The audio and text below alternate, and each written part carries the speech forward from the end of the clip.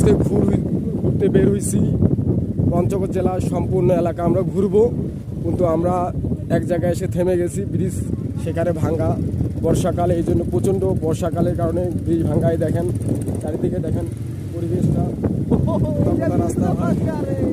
এই দেখেন আমরা এখানে আরেকটা ব্রিজ পেয়েছি, কিন্তু এই ব্রিজের কপাল এখন কি হয় আমাদের জানি না।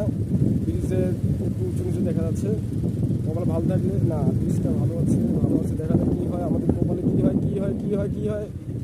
হয়।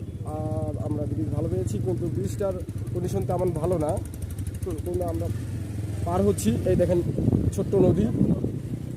আমরা এখান থেকে এখন যাব টেপরিগঞ্জের উদ্দেশ্যে বেরিয়েছি। এই টেপরিগঞ্জ বাজারে অনেক নাম শুনছি, এই টেপরিগঞ্জে অনেক কিছু পাওয়া যায়, আপনাদের দেখাবো আমরা।